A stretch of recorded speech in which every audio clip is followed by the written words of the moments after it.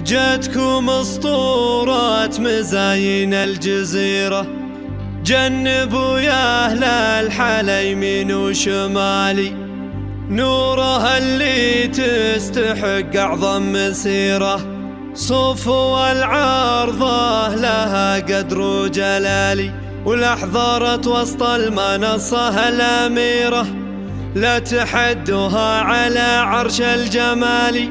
أم خالد تاخذها في كل ديرة،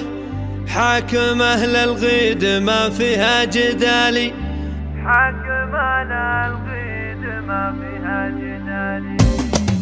جتكم اسطورة مزاين الجزيرة، جنبوا يا أهل الحلا يمين وشمالي، نورها اللي تستحق أعظم مسيرة، صفو العارضة لها قدر وجلالي، ولحظرت وسط المنصة الأميرة، لا تحدها على عرش الجمال، أم خالد تاخذه في كل ديرة، حاكم أهل الغيد ما فيها جدالي، حاكم أهل الغيد ما فيها جدالي، نورة بنت سعيد بالهبة جديرة، بنت شيخ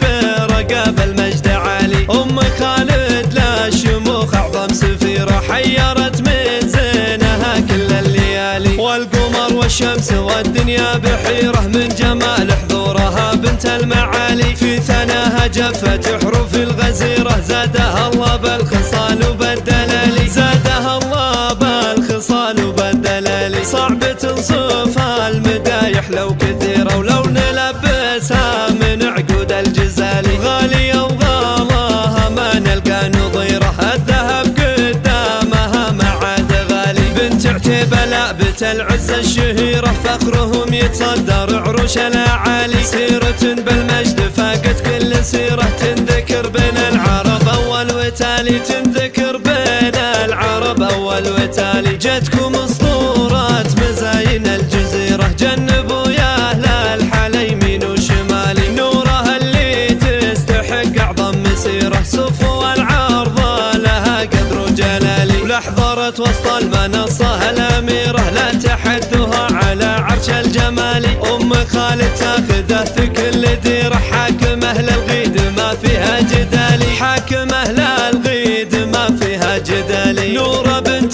سعيد بالهبة جديرة، بنت شيخ